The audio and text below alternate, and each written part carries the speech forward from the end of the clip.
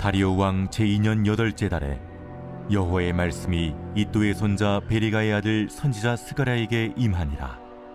이르시되 여호와가 너희의 조상들에게 심히 진노하였느니라. 그러므로 너는 그들에게 말하기를 만군의 여호와께서 이처럼 이르시되 너희는 내게로 돌아오라. 만군의 여호와의 말이니라. 그리하면 내가 너희에게로 돌아가리라. 만군의 여호와의 말이니라. 너희 조상들을 본받지 말라. 옛적 선지자들이 그들에게 외쳐 이르되 만군의 여호와께서 이같이 말씀하시기를 너희가 악한 길 악한 행위를 떠나서 돌아오라 하셨다 하나 그들이 듣지 아니하고 내게 귀를 기울이지 아니하였느니라. 너희 조상들이 어디 있느냐? 또 선지자들이 영원히 살겠느냐? 내가 나의 종 선지자들에게 명령한 내 말과 내 법도들이 어찌 너희 조상들에게 임하지 아니하였느냐? 그러므로 그들이 돌이켜 이르기를 만군의 여호와께서 우리 길대로 우리 행위대로 우리에게 행하시려고 뜻하신 것을 우리에게 행하셨도다 하였느니라. 다리오 왕 제2년 11째 달 곧 스바들 24일에 이도의 손자 베리가의 아들 선지자 스가랴에게 여호와의 말씀이 임하니라. 내가 밤에 보니 한 사람이 붉은 말을 타고 골짜기 속 화석류 나무 사이에 섰고 그 뒤에는 붉은 말과 자줏빛 말과 백마가 있기로 내가 말하되 내 주여 이들이 무엇이니까 하니 내게 말하는 천사가 내게 이르되 이들이 무엇인지 내가 내게 보이리라. 화석류 나무 사이에 선 자가 대답하여 이르되 이는 여호와께서 땅에 두루 다니라고 보내신 자들이니라. 그들이 화석류 나무 사이에 선 여호와의 천사에게 말하되 우리가 땅에 두루 다녀보니 온 땅이 평안하고 조용하더이다 하더라. 여호와의 천사가 대답하여 이르되 만군의 여호와여, 여호와께서 언제까지 예루살렘과 유다 성읍들을 불쌍히 여기지 아니하시려 하나이까? 이를 노하신 지 70년이 되었나이다. 하매 여호와께서 내게 말하는 천사에게 선한 말씀 위로하는 말씀으로 대답하시더라. 내게 말하는 천사가 내게 이르되 너는 외쳐 이르기를 만군의 여호와의 말씀에 내가 예루살렘을 위하며 시온을 위하여 크게 질투하며 아니란 여러 나라들 때문에 심히 진노하나니 나는 조금 노하였거늘 그들은 힘을 내어 고난을 더하였습니다. 그러므로 여호와가 이처럼 말하노라.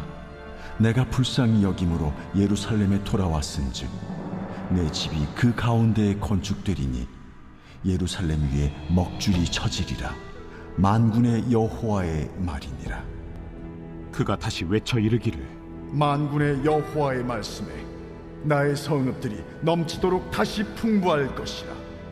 여호와가 다시 시온을 위로하며 다시 예루살렘을 택하리라 하라. 하니라. 내가 눈을 들어본즉 네 개의 뿔이 보이기로 이에 내게 말하는 천사에게 묻되 이들이 무엇이니까 하니 내게 대답하되 이들은 유다와 이스라엘과 예루살렘을 흩뜨린 뿔이니라. 그때 여호와께서 대장장이 4명을 내게 보이시기로 내가 말하되 그들이 무엇하러 왔나이까? 그 뿔들이 유다를 흩뜨려서 사람들이 능히 머리를 들지 못하게 하니 이 대장장이들이 와서 그것들을 두렵게 하고 이전의 뿔들을 들어 유다 땅을 흩뜨린 여러 나라의 뿔들을 떨어뜨리려 하느니라.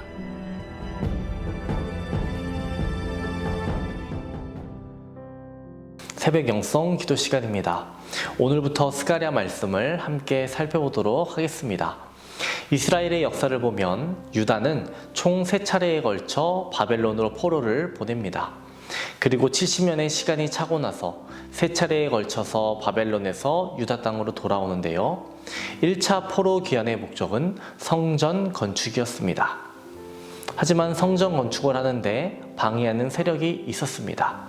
이러한 어려움으로 인해 그리고 결정적으로 새로운 왕의 조서가 내려와 중단하게 됩니다.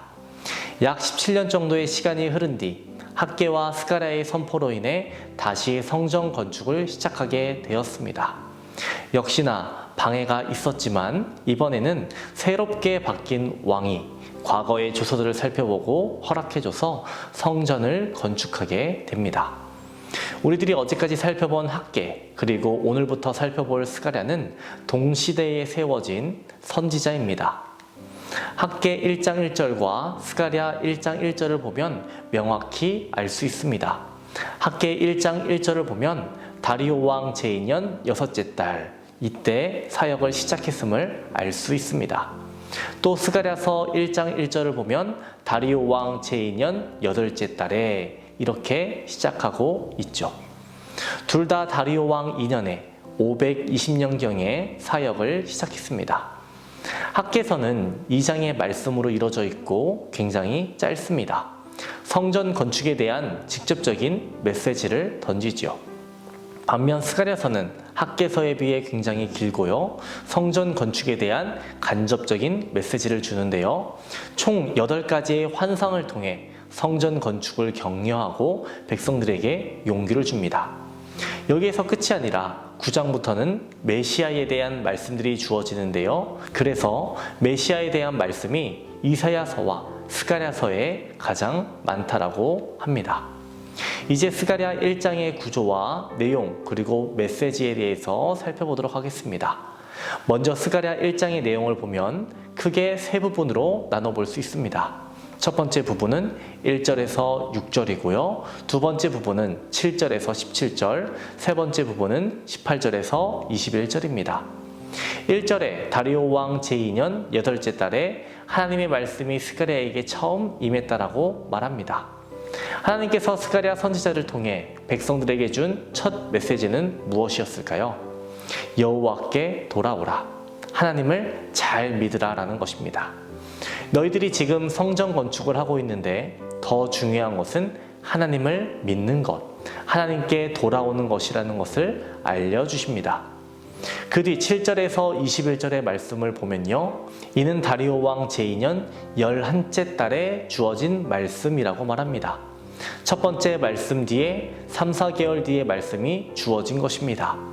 이때 주어진 말씀은 환상으로 주어졌는데요.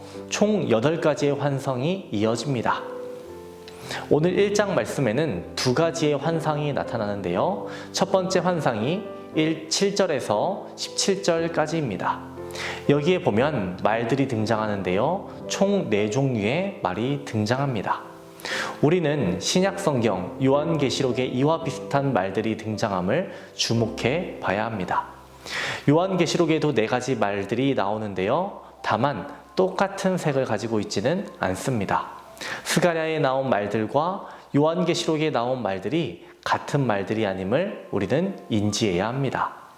그리고 요한계시록에 나오는 말들의 의미와 스가랴서에 나오는 말들의 의미가 다르다는 것을 우리는 알아야 합니다. 요한계시록에서 나오는 말들은 심판의 의미를 가지고 있습니다. 반면에 스가랴에 나오는 말들은 긍정적인 의미, 회복의 의미를 가지고 있는데요.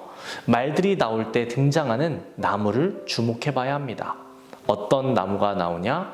8절을 보면 내가 밤에 보니 한 사람이 붉은 말을 타고 골짜기 속 화석류 나무 사이에 섰고 그 뒤에는 붉은 말과 자줏빛 말과 백마가 있기로. 화석류 나무라고 언급하고 있습니다. 이 화석류 나무는요, 잎이 쉽게 지지 않는 상록수 계열의 나무입니다. 어떤 의미를 가지고 있나요? 회복의 의미를 가지고 있습니다. 이사야서 55장 12절과 13절의 말씀을 보면요, 잣나무와 화석류 나무가 회복의 의미로 사용됨을 우리는 알 수 있습니다. 첫 번째 환상을 통해 우리들이 알 수 있는 것은 무엇이냐? 회복이 이뤄질 것이라는 것을 하나님께서 우리에게 알려주시는 겁니다. 두 번째 환상은 어떤 환상일까요? 4개의 뿔이 나오고 4명의 대장장이가 나옵니다. 4개의 뿔의 의미에 대해서 19절에 나오죠. 이에 내게 말하는 천사에게 묻되 이들이 무엇이니까 하니 내게 대답하되 이들은 유다와 이스라엘과 예루살렘을 흩뜨린 뿔이니라. 그리고 4명의 대장장이의 의미에 대해서도 설명이 나옵니다. 21절입니다. 내가 말하되 그들이 무엇하러 왔나이까 하니 대답하여 이르되 그 뿔들이 유다를 흩뜨려서 사람들이 능히 머리를 들지 못하게 하니 이 대장장이들이 와서 그것들을 두렵게 하고 이전의 뿔들을 들어 유다 땅을 흩뜨린 여러 나라의 뿔들을 떨어뜨리려 하느니라 하시더라. 하나님께서 스가랴 1장을 통해 주시는 말씀의 핵심은 회복입니다. 하나님께 돌아오라는 것입니다.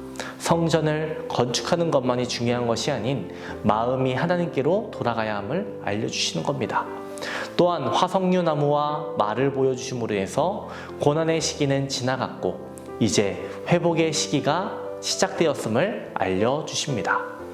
오늘 말씀을 통해 회복을 원하시는 하나님의 모습을 보게 됩니다.